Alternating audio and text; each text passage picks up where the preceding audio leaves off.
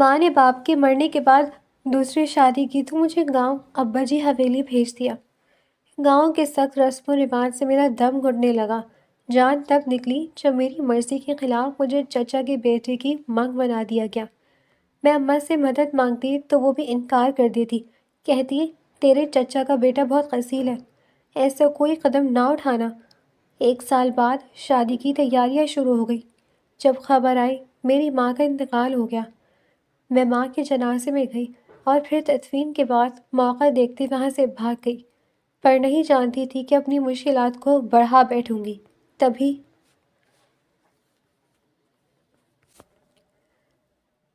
ماما، یہ آپ کیا کہہ رہی ہیں؟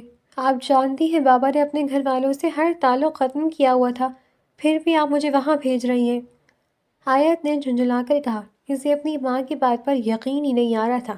پاپا کی وفات کو ابھی 4 ماہ ہوئے تھے اور ماں چاہ رہی تھی کہ آیت اپنے دادا کے والوں سے رابطہ کرے، ان کے پاس جائے، ان کے ساتھ رہے۔ تم اور تمہارے ابا کیا ملا اس خالی اکڑ سے؟ جتنی تکلیفیں اٹھائی ہیں نا میں نے اس اکڑ کی وجہ سے، یہ میں ہی جانتی ہوں۔ اگر اتنا ہی مسئلہ تھا تو کیوں کیا تمہارے بابا نے آخری دنوں میں رابطہ؟ ساری زندگی تو ملصفی میں گزار دی تھی۔ مما کی بات پر آیت نے حیرت سے انہیں دیکھا۔ جس شاندار اپارٹمنٹ میں وہ دونوں اس وقت بیٹھی تھی وہ بابا کی محنت کی کمائی کا تھا۔ پسند کی شادی کرنے پر دادا نے بابا کو جائیداد سے عاق کر دیا تھا۔ بابا نے دن رات محنت کی اور پھر ہر قسم کی فیسلٹیز آیت اور سائمہ بیگم کو مہیا کی، لیکن اتنے سالوں بعد بھی اپنے سسرال کی ٹھاٹھ دیکھ کر وہ کلب کا شکار نہیں تھی کہ انہوں نے ساری زندگی ملصفی میں گزاری۔ جو عیش و عشرت، جو دولت ان کا حق تھی، بابا کی وجہ سے وہ اس دولت سے محروم رہی، کیونکہ جب ماما نے واپسی کا کہا بابا نے صاف انکار کر دیا۔ وہ اپنے جائز نکاح پر کسی سے بھی معافی مانگنے کو تیار نہ تھے۔ جب بابا کو کینسر ڈائگنوز ہوا تو انہوں نے اپنے گھر والوں سے رابطہ کیا اور اس مشکل وقت میں بھی صرف بابا ان سے ملنا چاہتے تھے، فائنینشیل ہیلپ نہ لی۔ دادی ان کے گھر آ کر کئی دن رکی اور اس طرح ان کے تعلقات بحال ہو گئے، لیکن بابا کی بیماری پر مما کی ساری جولری لگ گئی اور آیت نے بھی اپنی پڑھائی سے بریک لے لی۔ وہ سارا وقت بابا کے ساتھ گزارتی، لیکن مما کے تیور بدل رہے تھے اور یہ بدلے تیور آیت سمجھنے سے قاصر تھی۔ مما، آپ بابا کے متعلق اس طرح بات نہ کریں، مجھے اچھا نہیں لگ رہا۔ آپ جاب کریے، 2 ماہ بعد میری ڈگری مکمل ہو جائے گی، پھر میں بھی جاب سٹارٹ کر دوں گی، پھر ساری پریشانیاں ختم ہو جائیں گی۔ آیت کی بات پر مما تلخی سے ہنسی۔ تم بھی باپ کی طرح جائز حق چھوڑنا چاہتی ہو۔ مما کی بات پر آیت نے انہیں دیکھا۔ جو چیز میرے باپ نے وصول نہ کی اس پر میرا کوئی حق نہیں، آیت نے غصے سے کہا اور اٹھ کر جانا چاہا جب مما نے شدید غصے میں اس کا ہاتھ تھام کر اسے صوفے پر دوبارہ بٹھایا۔ سنو آیت، میں شادی کر رہی ہوں اور میں مزید تمہارا بوجھ نہیں اٹھا سکتی۔ اپنے دادا والوں سے رابطہ کرو، ان سے اپنے خرچے پانی کا کہو، اور ہاں، زیادہ ڈرامہ کری ایڈ کرنے کی ضرورت نہیں ہے، کیونکہ اگر تم بات نہیں کرو گی تو میں کروں گی، تو بہتر ہے جو دادا دادی تم پر جان چھڑک رہے ان سے خود ہی بات کر لو، کیونکہ میں اب شادی کے بعد تمہیں اپنے ساتھ نہیں رکھ سکتی۔ ماما کے الفاظ تھے یا پگھلا ہوا سیسا جو اس کے کانوں میں انڈیلا گیا تھا۔ مما، یہ آپ، وہ سکتے میں بس اتنا ہی کہہ سکی جب مما کے فون پر ان کی باس کی کال دیکھ کر آیت دنگ رہ گئی، کیونکہ ان کے نام کے آگے ایک ننھا سا دل کا ایموجی تھا۔ تو یہ تھی بابا کی محبت۔ بابا نے ساری زندگی ماما سے بے لوث محبت کی، لیکن بیماری کے آخری سال میں مما کا بیہیو ان کے ساتھ بالکل کافی بدل گیا تھا۔ بابا نے جاب چھوڑی تو مما کو جاب کرنا پڑی۔ پچھلے 1 سال سے مما جاب کر رہی تھی، گھر پر بالکل ٹائم نہ دیتی، بلکہ آیت ہی اکثر بابا کو ہسپتال لے کر جاتی۔ مما کے گھورنے پر وہ بالکل خاموش ہو گئی اور مما نے دھیرے سے مسکرا کر کال ریسیو کی اور اپنے کمرے میں چلی گئی۔ یہ فلیٹ بابا نے مما کے نام کیا ہوا تھا۔ ظاہر تھا مما شادی کے بعد اس فلیٹ کو اپنے استعمال میں رکھتی اور آیت کو وہ پہلے ہی باہر کا راستہ دکھا چکی تھی۔ تو یہ تھا اس کا گھر، اس کی جنت، جس پر آیت ظاہر کو بڑا گمان تھا۔ اس کے بابا اس پر جان دیتے تھے اور آج آیت کو لگا تھا وہ حقیقی معنوں میں یتیم ہوئی ہے۔ اس نے تو بڑا سوچا تھا کہ وہ اور مما ایک دوسرے کا سہارا بنیں گی، وہ ساری زندگی مما کے ساتھ گزار دے گی، لیکن شاید مما کو یہ منظور نہیں تھا۔ وہ اپنے بے جان قدموں سے اپنے کمرے میں آئی اور پھوٹ پھوٹ کر رو دی۔ کیا حیثیت رہ گئی تھی اس کی؟ جی بھر کر رونے کے بعد وہ بابا کی تصویر سے باتیں کر رہی تھی۔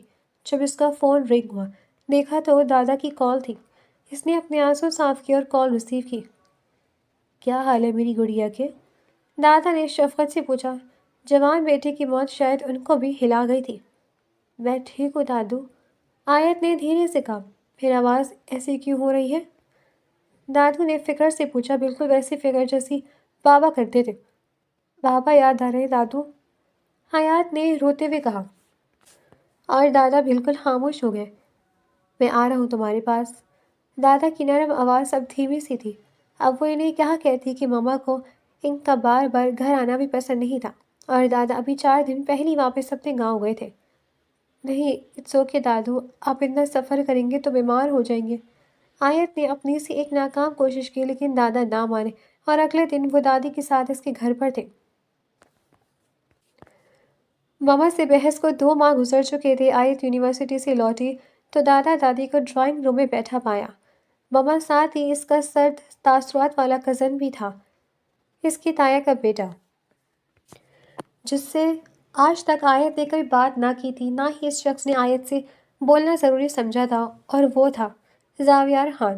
وہ اس وقت بلیک ٹراؤزر پر ویلویٹ کا مہرون کرتا پہنے اور مہرونی مفلر گلے میں ڈالے کندھے پر بیگ لٹکائے کھڑی تھی۔ نیچے ماما کی گاڑی کھڑی تھی، تو ماما ان سب کے ساتھ ڈرائنگ روم میں کیوں نہیں تھی؟ اس نے سلام کر کے وہ ماما کے کمرے کی طرف بڑھی۔ مما، باہر دادا دادی آئے ہوئے، آپ باہر کیوں نہیں بیٹھی؟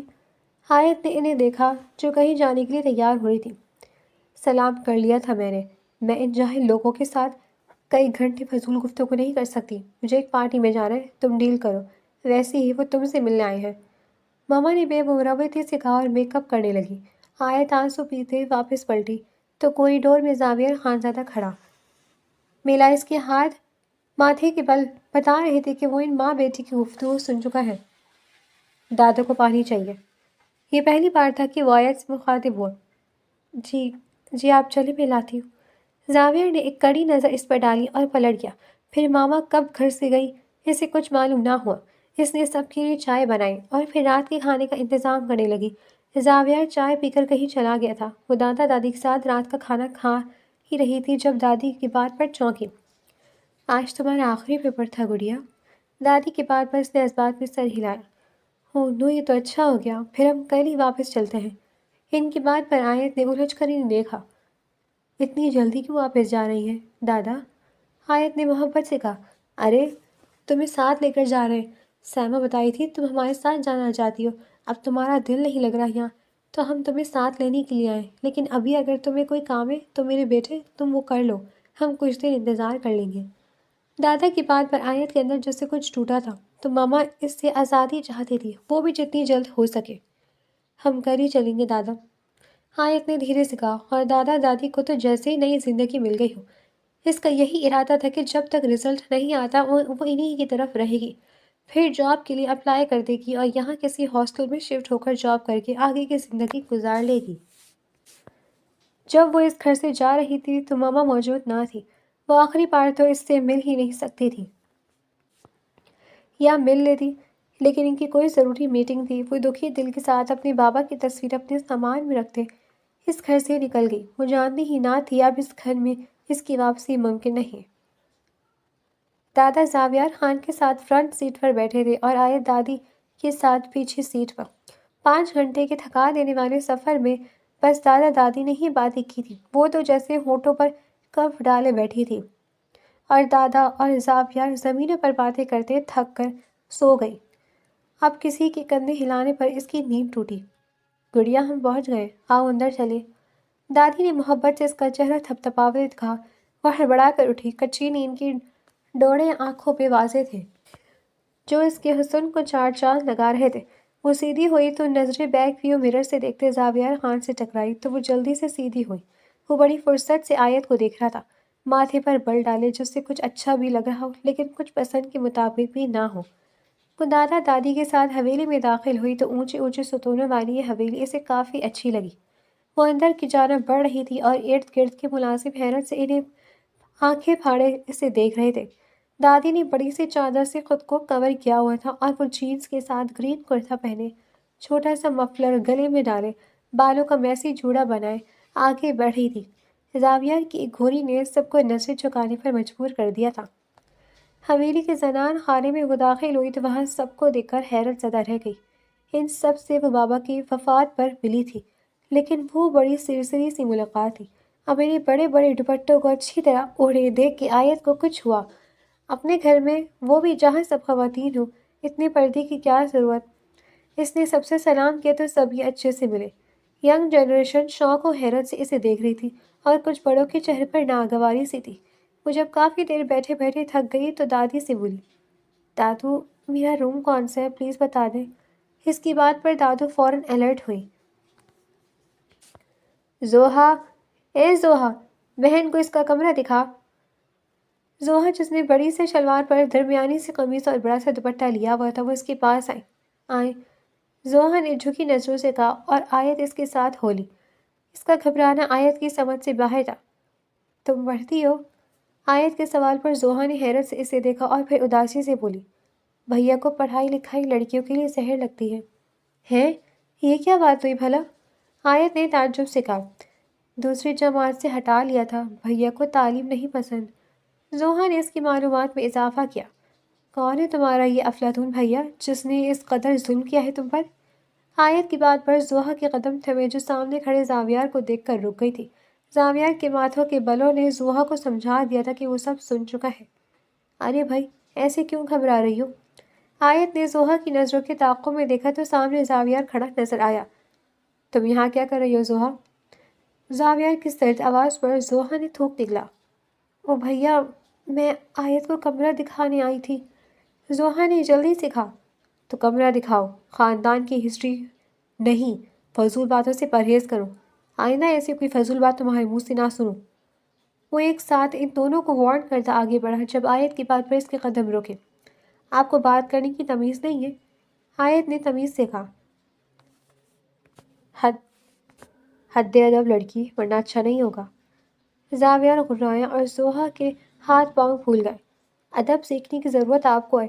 ایسی کون سی نامناسب بات کر رہے تھے ہم جو آپ کو خواہ زوہا کو ڈانٹ رہے ہیں؟ کوئی طریقہ ہوتا ہے اپنی بات کنوے کرنے کا؟ زاویار نے غصے سے دیکھا۔ اس کی آنکھوں کی سرخی بتا رہی تھی کہ وہ اپنے غصے کو بمشکل کنٹرول کر رہا ہے۔ اس کو خاموش دیکھ کر آیت یہ بات نہیں بڑھائی اور زوہا سے بولی، پلیز میرا کمرہ بتا دو۔ زوہا نے ایک نظر زاویار کو دیکھا اور آگے بڑھ گئی۔ اگلے کوریڈور میں سارے کمرے لڑکیوں کے تھے، بڑوں کے کمرے نیچے تھے اور دائیں ہاتھ کی کوریڈور کے اس پار کا سارا راستہ مردانہ خانے کا تھا، جس کے شروع میں پہلا کمرہ زاویار کا تھا۔ یہ الگ پورشن تھے لیکن باہم جڑے ہوئے تھے۔ اس نے ایک نظر کمرے پر ڈالی، روایتی طرز کا یہ کمرہ بس قابل قبول تھا۔ خیر، میں نے کون سا یہاں ساری زندگی رہنا ہے، کچھ دن کی ہی تو بات ہے۔ آیت نے جیسے خود کو تسلی دی اور اپنا سامان سمیٹنے لگی، پھر فریش ہوئی۔ پنک ہائی نیک اور جینس پر بلیک لانگ کوٹ نکال کے، یہاں سردی حد سے زیادہ تھی، اس لیے اس نے کرتے کے بجائے ہائی نیک اور کوٹ پہنا۔ اپنے لیئرز میں کٹے بالوں کو پونی میں قید کیا اور اس اتنی سی تیاری میں بھی وہ مجسمہ حسن لگ رہی تھی۔ وہ شیشے کے پاس سے پلٹی اور موبائل اٹھایا۔ شاید ماما نے کوئی میسج یا کال کی ہو، لیکن سب کچھ ویسے ہی خاموش تھا جیسے اس کی زندگی ہو گئی تھی۔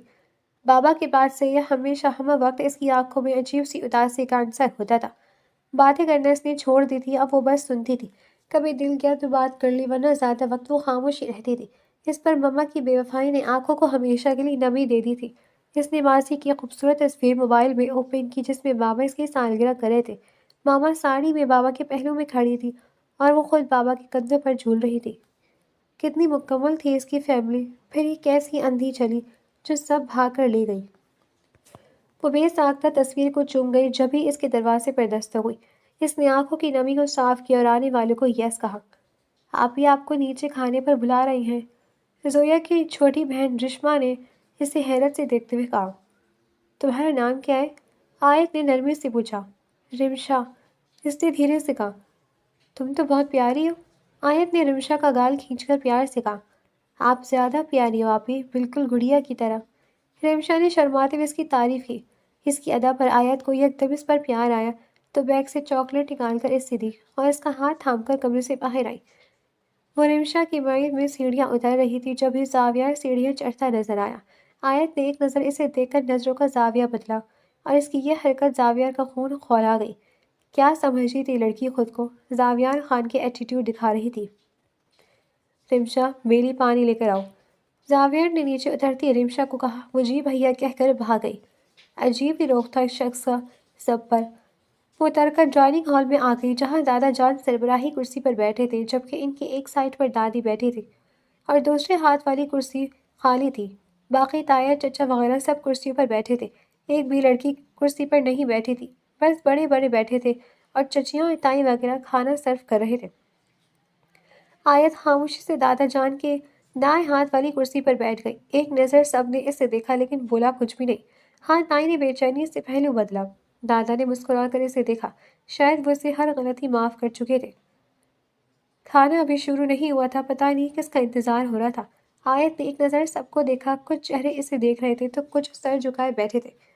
آیت نے اب نوٹس کیا تھا کہ اس ٹیبل پر عورتوں میں صرف دادی ہی بیٹھی تھی، باقی سب لڑکے اور مرد حضرات تھے۔ اس کے لڑکی کزنز شوق سے اسے دیکھ رہے تھے، کچھ اس سے چھوٹے تھے تو کوئی اس کا ہم عمر، ہاں ایک تو اس سے بڑے بھی تھے۔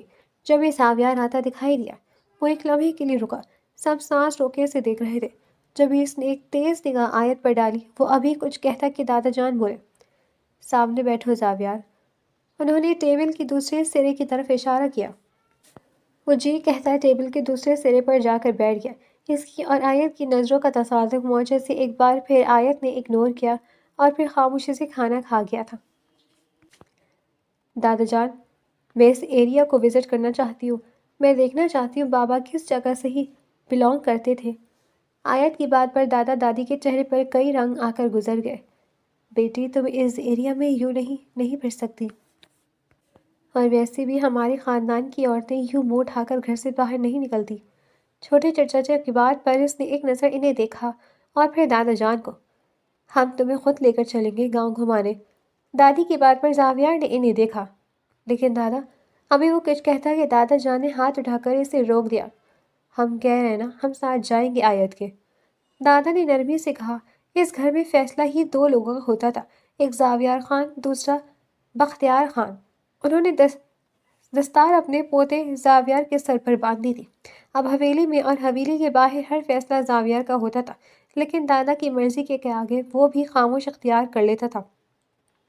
ٹیبل پر یکدم خاموشی چھا گئی۔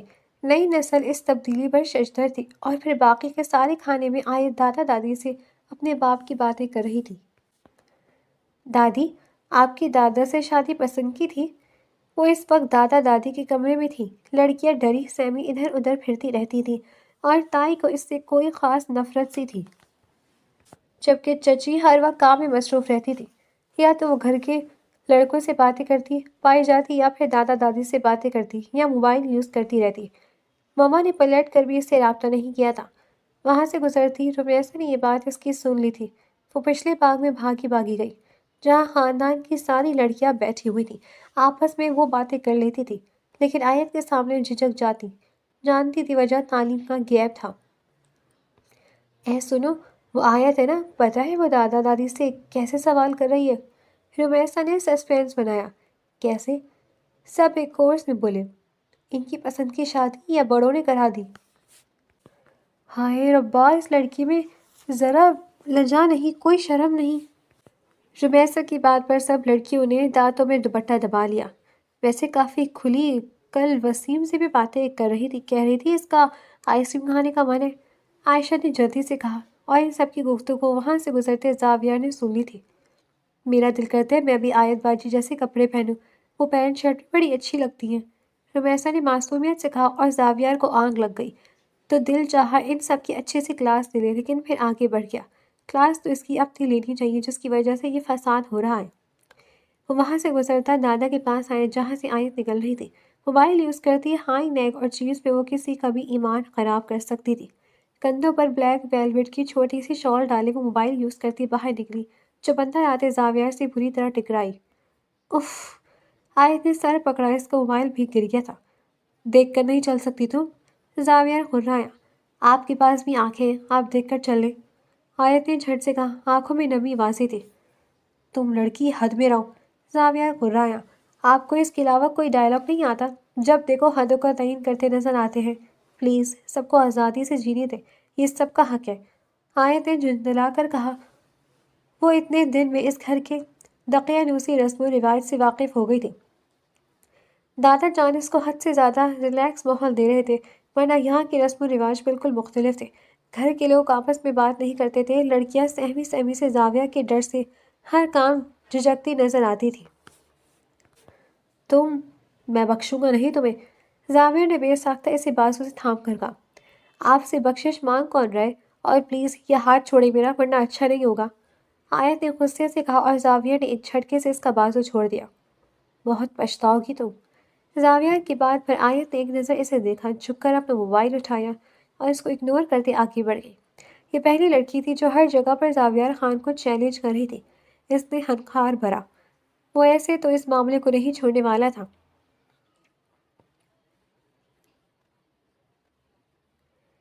تایا جان اس وقت دادا کے سامنے بیٹھے تھے اور جو بات انہوں نے کی تھی اس پر دادا دادی بہت خوش تھے۔ اور اگر آیت نہ مانی تو؟ دادی نے کسی ڈر سے کہا۔ بابا جان، اب بھی ہم ان شہر والوں کے ہاتھوں کھیل جائیں گے؟ وہ سائمہ بیگم دوسری شادی کر چکی ہے۔ آیت کو دوبارہ اس کے حوالے کرنے کا مطلب ہے اپنے محروم بھائی سے دغا کرنا ہے۔ اب وہ عورت میرے بھائی کی عزت کو سنبھالے گی، اس لیے میں آپ سے یہ بات کر رہا ہوں۔ تایا کی بات پر دادا جان نے ایک نظر پاس بیٹھے زاویہ کو دیکھا۔ تمہارا کیا کہنا ہے پرخودار؟ دادا کے سوال پر زاویہ نے انہیں دیکھا۔ ہمارے گھر کی عزت کسی نامحرم کے گھر میں رہے، یہ تو ناممکن ہے دادا جان۔ بس ان چند لفظوں میں وہ اپنا موقف بیان کر چکا تھا۔ ٹھیک ہے، پھر تم نکاح کی تیاری کرو، میں آیت کو مناتا ہوں، لیکن اگر میری بچی نہ مانی تو ہم کیا کریں گے؟ دادا کو اس وقت صرف آیت کی فکر تھی۔ اسے منایا جائے گا دادا جان، میں اپنے خاندان کی بے عزتی برداشت نہیں کر سکتا، اور جو اس عورت نے کیا ہے اسے تو میں کہیں کا نہیں چھوڑوں گا۔ زاویہ کا اشارہ سائمہ بیگم کی طرف تھا، اور پھر پورے گھر میں آیت اور زاویہ کے نکاح کی خبر پھیل گئی، جس کی سب سے زیادہ مخالف تائی نے کی۔ ارے میں پوچھتی ہوں، کس کی اجازت سے بیٹے کا رشتہ کرائی ہیں آپ؟ دیکھا بھی ہے کبھی آپ نے اس بے ڈھنگ لڑکی کو؟ نہ پہنی کی تمیز کہاں سے لگتی ہے وہ سردانی؟ تائی جان سے برداشت ہی نہیں ہو رہا تھا کہ آیت ان کی بہو بنے۔ فیصلہ ہو گیا، اور تم میرے فیصلے کے آگے کچھ بھی نہیں کر سکتی، اس لیے بہتر ہے جو کہا ہے وہ کرو۔ تایا نے 1 منٹ میں تائی کو واضح کیا تھا کہ ان کی رائے کی ہوئی اہمیت نہیں ہے۔ وہ میرا بیٹا ہے سائی، تائی نے بے بسی سے کہا، اور میں اس کا باپ ہوں، مجھے بہتر پتہ ہے اس کے لیے کیا درست ہے۔ تائی جان بے بسی سے رونے لگی اور تایا نے ایک کڑی نظر ان پر ڈالی اور کمرے سے نکل گئے۔ یہ خبر کسی بم کی طرح آیت پر گری تھی۔ میں یہ شادی نہیں کر سکتی دادا جان، پلیز۔ آیت کی بات پر دادا نے دادی کو دیکھا۔ ہماری لاج رکھ لو بیٹا، یہ سب ہم تمہاری ہی بھلائی کے لیے کر رہے ہیں۔ ایسے کیسے سائمہ کے ساتھ اب تم ایک گھر میں رہ سکتی ہو جبکہ وہاں اس کا شوہر بھی موجود ہو؟ دادی کی بات پر وہ چونکی تو یہ لوگ اتنے بھی بے خبر نہیں تھے۔ 5 دن پہلے تمہاری ماں دوسری شادی کر لی ہے، دادا نے مدھم آواز میں کہا، اور مما کی بے وفائی پر آیت پھوٹ پھوٹ کر رو دی۔ انہوں نے اسے بتانا بھی ضروری نہ سمجھا تھا۔ چاہے کچھ بھی ہو گیا ہو آیت، کم از کم یہ شادی تو نہیں کرنے والی تھی۔ دادا جان، میں ہاسٹل رہ لوں گی، ویسے بھی میں نے کئی جگہ جاب کے لیے اپلائی کیے، تو پلیز آپ لوگ اس ٹاپک کو یہی بند کر دیں۔ آیت کی بات پر دادی نے اداسی سے اسے دیکھا تو آیت نے نظریں چرائیں۔ وہ جانتی تھی کہ دادا دادی کی جان زاویہ اور آیت میں ہے، کسی ایک کے ساتھ بھی زیادتی وہ برداشت نہ کر پاتے۔ تم سوچ لو بیٹا، تمہارے پاس 2-3 دن ہیں، میں تم پر کسی قسم کی بھی زبردستی نہیں ہونے دوں گا، لیکن میں چاہتا ہوں میرے محروم بیٹے کا قیمتی اثاثہ میری آنکھوں کے سامنے ہی رہے۔ دادا کی بات نے اس کے قدم جکڑ لی تھے، وہ نہ چاہتے ہوئے بھی اپنی خواہش کا اظہار کر گئے تھے۔ آیت کا دل ایک دم بوجھل ہو گیا۔ اس نے لمحوں میں فیصلہ کیا تھا کہ اب وہ اس حویلی میں مزید نہیں رہے گی۔ وہ اپنے کمرے میں آئی اور موبائل اٹھا کر 1-2 دوستوں سے رابطہ کیا، ہاسٹل میں اپنا روم بک کرایا اور میلز چیک کرنے لگی۔ 4 دن بعد ایک کمپنی میں اس کا انٹرویو تھا۔ اس نے اپنا سامان پیک کرنا شروع کر دیا تھا۔ میں کیا کروں بیٹے، وہ انکار کر چکی ہے، دادا نے مایوسی سے کہا، اور دادا جی نے چہرے پر مایوسی زاویہ کو غصہ دلا گئی۔ وہ کہتی ہے وہ یہاں سے چلی جائے گی۔ میں نے بڑا لمبا عرصہ اپنے بیٹے سے دور رہ کر گزارا ہے، اب ہم اس کی نشانی کے ساتھ وقت گزارنا چاہتے تھے، وہ بچی نہیں مان رہی۔ دادی کی بے بسی پر زاویار کا دل کیا جا کر آیت کی عقل ٹھکانے لگا دے۔ آپ اسے منائیں، دباؤ دے، مان جائے گی، ہم تو اس کی ہی بھلائی کے لیے کر رہے ہیں سب۔ نایا جان نے نخوت سے کہا۔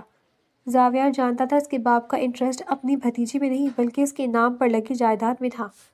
آپ پریشان مت ہو دادا، میں بات کرتا ہوں۔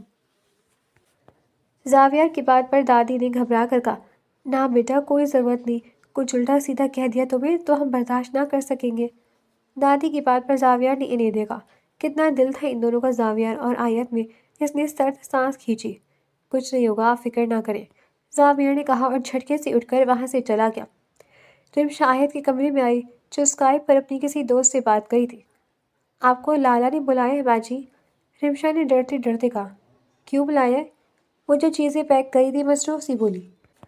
ابھی بزی ہوں، بعد میں بات کروں گی، آیت نے مصروف سے لہجے میں کہا، اور رمیسا نے یہی پیغام جا کر پچھلے باغ میں انتظار کرتے زاویار کو دیا تو اس نے غصے سے مٹھیاں بھیجی۔ رمیسا چل کر کے چلی گئی۔ کب چند ہی لمحوں بعد تن فن کرتا وہ زاویار آیا۔ تم نے میرے بلاوے پر کس خوش فہمی میں انکار کیا؟ زاویار نے اس کے سر پر پہنچ کر پوچھا۔ آپ میں تمیز نام کی چیز نہیں ہے؟ کوئی اس طرح کسی لڑکی کے کمرے میں آتا ہے؟ آیت دب ہوئی۔ میری بات کا جواب دو، کیا نیا ڈرامہ لگایا تم نے ماں بیٹی نے؟ اب ہم تمہاری دل کی منشا پوری کر رہے ہیں تو نخرے دکھا رہی ہو؟ زاویہ نے بے مروتی کی انتہا کر دی۔ کیا مطلب اس بات کا؟ کون سے کام کیے ہیں ہم نے؟ آیت نے غصے سے کہا۔ تمہاری ماں جو دوسری شادی کا شوق کیے بیٹھی ہے، کون بھگتے گا اس بات کو؟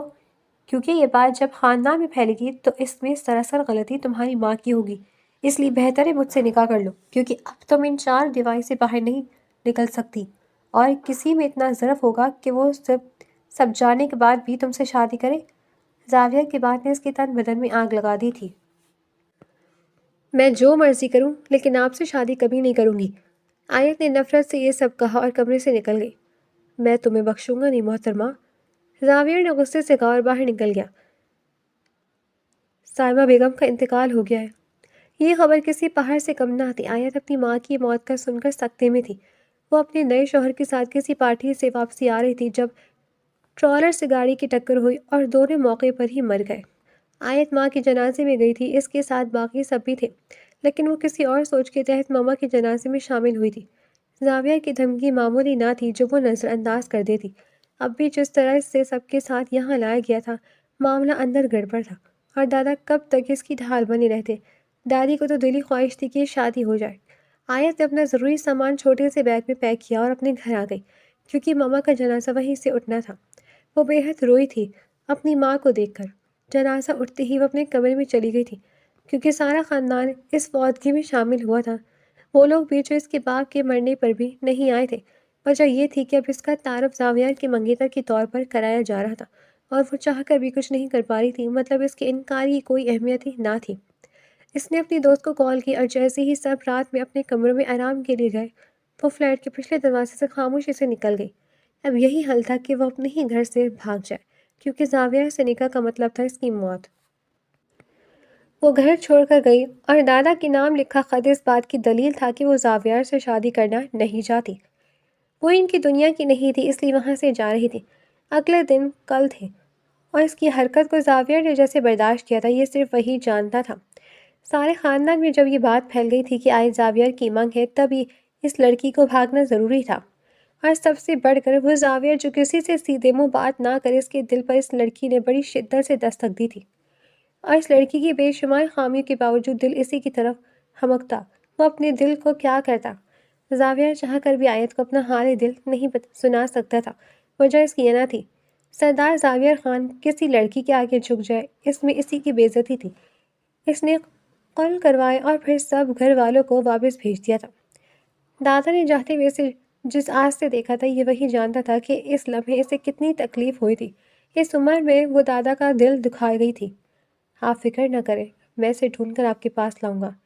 زاویہ کی تسلی پر وہ سر جھکائے گاؤں کے لیے نکل گئے تھے، اور یہاں سے شروع ہوئی تھی زاویہ خان کی تلاش کا سفر۔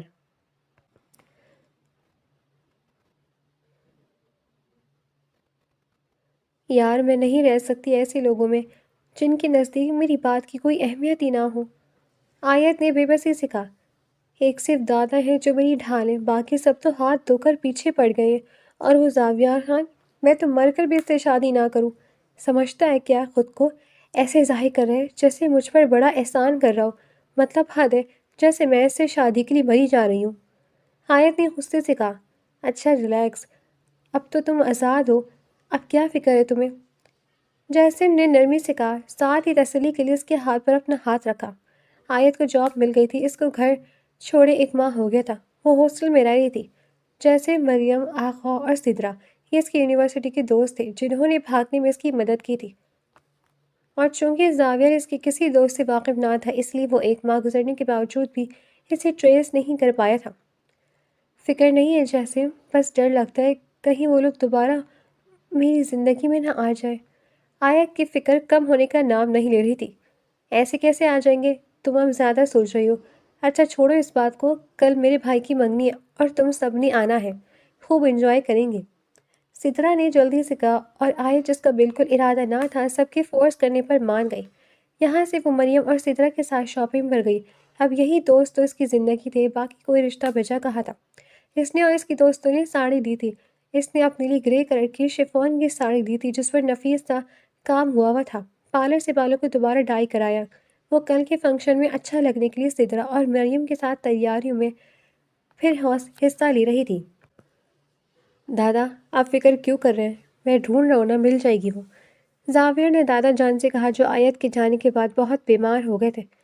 1 ماہ تو ہو گیا ہے زاویہ، اب اور کتنا وقت چاہیے تمہیں؟ مجھے تو نہیں لگتا کہ تم سچے دل سے اسے ڈھونڈ رہے ہو۔ دادا نے شکوہ کیا اور کوئی زاویہ سے پوچھتا جو پتھر کی دیوار بنا ہوا تھا۔ روز آیت کی ایک جھلک دیکھنے کے لیے مر رہا تھا۔ اس نے دادا سے مزید ادھر ادھر کی باتیں کی اور فون بند کر دیا جبھی اماں کی کالز کے نمبر پر آئی۔ مجھے تو تمہارے دادا دادی کی سمجھ نہیں آ رہی۔ ارے بھائی، وہ لڑکی خود گھر سے بھاگی ہے تو ایسے انسان کو ڈھونڈنے کی ضرورت کیا ہے؟ زاویہ میرے چاند، تمہیں خواہ مشکل میں ڈالا ہوا ہے سب نے۔ تم میرے بچے واپس آ جاؤ۔ ارے بھاڑ میں جائے وہ، میں تو پہلے اس رشتے کے خلاف تھی۔ میں اپنے بیٹے کے لیے پیاری سی دلہن لاؤں گی۔ اماں نے اسے سمجھایا لیکن اسے اماں کی بات پسند نہ آئی۔ اماں، مجھے ایک فنکشن میں جانا ہے، میں پھر بات کرتا ہوں آپ سے، زاویہ نے نرمی سے کہا اور فون بند کر دیا۔ آج اسے ایک دوست کی منگنی میں جانا تھا۔ دل تو نہ تھا اس کا لیکن کالج کا ساتھ تھا۔ اپنے بعد اس نے صرف لڑکوں کی تعلیم پر فوکس کیا تھا۔ یونیورسٹی میں اس نے لڑکیوں کے ایسے ایسے رنگ دیکھے تھے کہ وہ ڈر گیا تھا کہیں اس کے خاندان کی لڑکیاں بھی بگڑ نہ جائیں۔ حالانکہ اس نے لڑکیوں کی تعلیم پر پابندی عائد کر کے ان کے ساتھ صرف زیادتی کی تھی۔ سردار بننے کے بعد تو اس کے رویے میں اور بھی سختی آ گئی تھی۔ وہ کسی کو بھی بخشنے کے لیے تیار نہ تھا۔ دادا کا سب سے فیورٹ وہ تھا، اپنی بات انہوں نے سارے اختیار زاویہ خان کو دیے تھے۔ جب بھی اپنی سب سے قیمتی ہوتی کے لیے انہوں نے زاویہ خان کی منتخب کیا تھا۔ وہ بے دلی سے اٹھا تیار ہونے چل دیا۔ بلیک سوٹ پر بلیک کی شال ڈالے وہ دیوانہ اداس آنکھوں کے ساتھ گھر سے نکلا، اس امید کے ساتھ کہ کاش اس کی بوجھل آنکھوں کو قرار آ جائے، کاش وہ لڑکی چھن سے کہیں سے ظاہر ہو جائے، وہ لڑکی جس کی ڈریسنگ اسے زہر لگتی تھی لیکن ہائی نیک میں اس کی لمبی گردن مزید واضح ہوتی اور زاویہ کی توجہ بھٹکا دیتی، اس کی چھوٹی سی ناک جو غصے سے سرخ ہو جاتی تھی اور وہ بڑی بڑی آنکھوں میں جن کی نمی اکثر زاویہ کا قرار لوٹ لیتی تھی۔ وہ انہی سوچوں میں اپنی منزل پر پہنچا تو فنکشن شروع ہو چکا تھا۔ یہاں مکس گیدرنگ تھی اس لیے زاویہ حد سے زیادہ بیزار نظر آیا۔ دوست کو مبارکباد دیکھ کر وہ ایک طرف بیٹھ گیا۔ یہاں اس کی یونی کے اور دوست بھی بیٹھے تھے۔ وہ سگار کے گہرے گہرے کش لگا کر اندر کے دھوئیں کو کم کرنا چاہ رہا تھا جب اس کی نظر سامنے پڑی تھی۔ وہ کوئی اور نہیں، آیت ظاہر تھی، جو گریس ساڑی میں لائٹ سے میک اپ اور کٹنگ زدہ بالوں کو اسٹائل سے کرل کیے اپنے دوستوں کے ساتھ ڈانس کر رہی تھی۔ دوستوں میں اس کے ساتھ لڑکی بھی تھے اور اس وقت ساری محفل کی توجہ کا مرکز یہ گروپ تھا، اور خاص کر آیت۔ وہ لڑکی اتنی دلکش رہی تھی کہ سامنے والا گھٹنے ٹیکنے پر مجبور ہو جاتا۔ یار کیا لڑکی ہے، اس کے ساتھ بیٹھے سائم نے آہ بھرتے ہوئے کہا، اور جس کی طرف اشارہ کیا وہ کوئی اور نہیں آیت ہی تھی۔ زاویہ خان کی منگ اس طرح سریعام ناچ گانا کر رہی تھی جسے دیکھنے کا حق صرف زاویہ خان کا تھا، اسے اس وقت ساری دنیا دیکھ رہی تھی۔ وہ ایک جھٹکے سے اٹھا تھا اور ڈانس فلور کی طرف گیا۔ اس نے ایک جھٹکے سے آیت کا ہاتھ تھاما جو اس جھٹکے کے لیے تیار نہ تھی۔ بس بہت ہو گیا، زاویہ نے دانت پیس کر کہا، اور آیت اس کو یہاں دیکھ کر بے ہوش ہونے کے قریب تھی۔ اے ہاتھ چھوڑو ہماری دوست کا۔ جاسم نے آگے بڑھ کر آیت کے ہاتھ کو چھڑانا چاہا جب ایک پنچ جاسم کی بولتی بند کر گیا۔ اب اسے ہاتھ مت لگانا کیونکہ اسے چھونے کا حق صرف میرا ہے۔ زاویہ غرایا اور آیت کو گھسیٹتے وہاں سے نکل گیا، جو نہ جانے کس خوف کے تحت اس کے ساتھ گھسیٹتی چلی گئی۔ وہ اسی لیے اس کے فلیٹ میں داخل ہوا جو آج کل اسی کے استعمال میں تھا۔ اس کے اپنے فلیٹ میں رینوویشن کا کام چل رہا تھا تو وہ مجبوراً یہاں رکا ہوا تھا۔ اس نے لا کر آیت کو صوفے پر پھینکا۔ یہ بات ہی ناقابل برداشت تھی کہ اس کی منگیتر ساڑی پہنے دنیا کو اپنا حسن دکھا رہی تھی۔ آیت نے ایک نظر اسے دیکھا، پھر اپنا کانفیڈنس بحال کرتی اس کے سامنے کھڑی ہو گئی۔ اس بدتمیزی کی وجہ پوچھ سکتی ہوں؟ آیت نے غصے سے پوچھا۔ ہماری آنکھوں میں دھول چوک کر تم عیاشی کرتی پھر رہی ہو، تمہیں غیرت شرم ہے یا نہیں؟ زاویہ دھارا ہے کون آپ جس کی میں بکواس سنوں؟ اچانک میری زندگی میں آپ لوگ داخل کیا ہے، مجھے اپنی ملکیت سمجھ لیا؟ آیت آج سارے اسباب بے باک کرنے میں بیٹھی تھی اور زاویہ کی حد بس یہی تھی۔ منگیتر ہوں تمہارا، سنا تم نے؟ چچا کی لڑکی ہو تم میرے خاندان کی عزت، دادا تمہاری وجہ سے بیمار پڑے ہیں۔ ہم نے نہیں کہا تھا ہماری زندگی میں شامل ہو جاؤ؟ پہلے چچا اور بعد میں چچی نے بلا کر تمہاری ذمہ داری ہمیں سونپی تھی، اور تمہاری اطلاع کے لیے فرمانا چلوں، مجھ سے تمہارا رشتہ بھی تمہاری عظیم ماں نے جڑا تھا، ورنہ تم جیسی لڑکی اور میری منگیتر۔ زاویہ کا انداز تمسخر اڑاتا ہوا تھا۔ آیت کا بس نہ چلا اس کا قتل کر دیں۔ پتہ نہیں میری امی نے آپ جیسے شخص کو میرے لیے کیوں چنا۔ چلیں ابھی زیادہ وقت نہیں گزرا، میں آزاد کرتی ہوں آپ کو اس رشتے سے۔ برائے مہربانی مجھے چھوڑ دیں کیونکہ آپ جیسا عظیم انسان میں ڈیزرو نہیں کرتی۔ آیت نے روندھے ہوئے لہجے میں کہا، اس کی ماں کیا کچھ کر گئی تھی اس کے ساتھ؟ سنو بی بی، ہمارے یہاں منگنی توڑنے کا رواج نہیں۔ اس کی روندھی ہوئی آواز پر زاویہ کو اپنے لفظوں کی سنگینی کا شدت سے احساس ہوا۔ لیکن میں یہ منگنی توڑتی ہوں کیونکہ میں آپ لوگوں کے ساتھ نہیں رہ سکتی۔ میری دنیا اس حویلی کی دنیا سے بالکل مختلف ہے۔ آیت نے نفرت سے کہا، ہاں تمہاری دنیا کی ایک جھلک تو میں دیکھ ہی چکا ہوں، جہاں بے غیرتی کو ماڈرنزم کی اجازت ہے۔ شرم نہیں آتی تمہیں کہ تم کس خاندان کا حصہ ہو؟ زاویہ نے ایک بار پھر نہ چاہتے ہوئے اس پر وار کیا تھا۔ سنو مسٹر زاویہ خان، تم جس خاندان سے ہو شکر ہے اس سے میرا تعلق صرف چند دن کا ہے، ورنہ جو ظلم تم کر رہے ہو وہ میرے گناہوں سے کم ہے۔ لوگوں کو ان کا جائز حق نہیں دیتے اور مجھے میری غلطیاں گنوا رہے ہو۔ مجھے آزاد کرو، میں اپنے ہر معاملے میں تمہاری انسٹرکشن کی قطعاً ضرورت نہیں، تو برائے مہربانی میرا پیچھا چھوڑ دو، ورنہ میں تمہیں جان سے مار دوں گی۔ آیت نے اس کا گریبان تھامتے ہوئے کہا۔ وہ شیرنی بنی مرنے مرانے پر تلی بیٹھی تھی۔ اس کی جرت پر زاویہ نے ایک ناگوار نظر اس پر ڈالی۔ آج تک کسی نے اس کی گریبان پر ہاتھ نہیں ڈالا تھا۔ ایک بار پھر زاویہ کو لگا تھا یہ بہترین انتخاب ہے اس کی سردانی اتنی ہی جرت والی ہونی چاہیے جتنی، لیکن کچھ بھی تھا، اسے گریبان پر ہاتھ نہیں ڈالنا چاہیے تھا۔ جو جرت تم نے اس وقت کی ہے، اگر میں بھی تمہارے ساتھ یہی کروں تو تم برداشت نہیں کر پاؤ گی۔ اس کی ذو معنی بات پر آیت نے ایک دم اس کا گریبان چھوڑا اور شرمندہ ہو کر فاصلہ بنایا۔ زاویہ کی بات پر نہ جانے کتنے رنگ اس کے چہرے پر بکھرے تھے۔ اور رہی بات مارنے کی، تو آیت ظاہر میں یہاں اس وقت تمہارے سامنے کھڑا ہوں، کرو میرا قتل۔ اس نے آیت کے ہاتھ میں زبردستی گن تھماتے ہوئے کہا، اور گن دیکھ کر آیت کی چیخ نکل گئی، پلیز دور دور کریں اسے۔ آیت نے روتے ہوئے کہا، کیا ہوا؟ تم تو مجھے مارنا چاہتی تھی، ابھی سے ڈر گئی؟ زاویہ کے لہجے میں مسکراہٹ تھی۔ آیت اپنے خوف میں اس کا مسکران دیکھ ہی نہ پائی۔ کیوں پیچھے پڑ گئے آپ میرے؟ آیت نے سسکتے ہوئے کہا، تم نے مجبور کیا ہے۔ زاویہ نے اس کے سامنے زمین پر بیٹھتے ہوئے کہا۔ وہ زمین پر منتشر سی حالت میں بیٹھی تھی اور چہرے پر دونوں ہاتھ رکھ کر پھوٹ پھوٹ کر رو رہی تھی۔ میں نے تو کچھ بھی نہیں کیا، آیت نے نم چہرہ اٹھا کر بے بسی سے کہا۔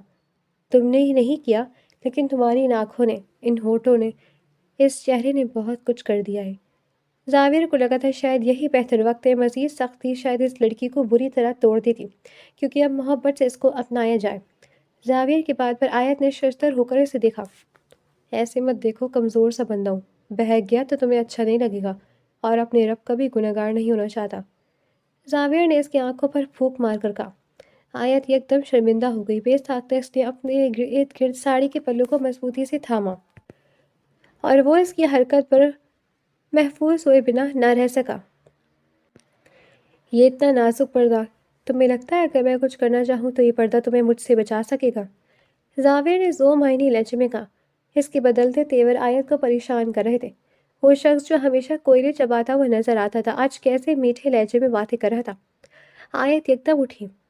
مجھے مجھے جانا ہے، آئے نے بے ربط ہو کر کہا۔ کہاں جانا ہے؟ زاویہ نے اس ساتھ ہی اٹھا تھا۔ وہ وہ ہاسٹل، آیت نے کسی مجرم کی طرح اعتراف کیا۔ اور اگر میں کہوں نہ جاؤں تو کیا تم رک جاؤ گی؟ زافیر نے اس کا ہاتھ تھام کر جذب سے کہا۔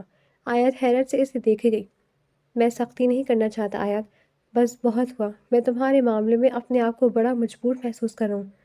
ایسا لگ رہا ہے کہ اگر تمہارے ساتھ زبردستی کی، تمہیں زبردستی روکا تو تم ٹوٹ جاؤ گی، اس لیے تمہیں پیار سے منا رہا ہوں، اپنی محبت کا اعتراف کر رہا ہوں کہ یہ پتھر جیسا انسان تمہارے لیے پاگل ہے۔ پہلے دن سے جب چچا کی بیماری میں دادا کو پہلی بار ہسپتال لایا تھا تو وہاں اس نازک سی گڑیا کو دیکھ کر دل نے ایک بیٹ مس کی تھی، اور اس کے بعد سے یہ دل تمہاری مالا چاپتا ہے۔ زاویار کے اقرار نے آیت پر سختہ طاری کر دیا۔ چھوڑ، یہ سچ نہیں ہو سکتا، اگر ایسا ہوتا تو آپ مجھے اتنا کچھ کبھی نہ کہتے۔ آیت کا اشارہ ان چند ایام کی طرف تھا جو اس نے حویلی میں گزارے تھے۔ اگر تمہیں کچھ کہنا ہوتا تو سب سے پہلے تمہاری ڈریسنگ چینج کراتا، پھر دادا کے ساتھ والی کرسی مر کر بھی تمہارے نام نہ ہونے دیتا۔ زاویہ کی بات نے آیت کو نظر جھکانے پر مجبور کر دیا۔ یہ تو سچ تھا کہ اس نے پلٹ کبھی وہ جگہ واپس نہیں مانگی تھی۔ میں خراب ہوں، مجھ میں بہت برائیاں ہیں، میں غلط فیصلے کرتا ہوں، لیکن پلیز میرا ساتھ دو، مجھے اپنا لو۔ میں تمہارے رنگ میں شاید خود کو ڈھال لوں، لیکن تمہاری جدائی کسی طور گوارا نہیں۔ مجھے انکار مت کرنا پلیز، مجھ سے شادی کر لو۔ زاویہ نے اس کا ہاتھ تھام کر جذب سے کہا، اور اس کی ادا نے آیت کو سرنڈر کرنے پر مجبور کر دیا، اس امید کے ساتھ کہ شاید اس کا یہ فیصلہ بہت سے لوگوں کی زندگی تبدیل کر دے۔ آیت کے مسکرا کر سر جھکانے پر زاویار کو ایک نئی زندگی مل گئی تھی۔ وہ جذباتی ہوتا آیت کو گلے لگا گیا اور پھر یکدم خوف ہی الگ ہو گیا۔ اپس سوری، چلو گاؤں چلتے ہیں، میں فوراً نکاح کرنا چاہتا ہوں کیونکہ اب مجھے دوری ایک پل کے لیے بھی گوارا نہیں۔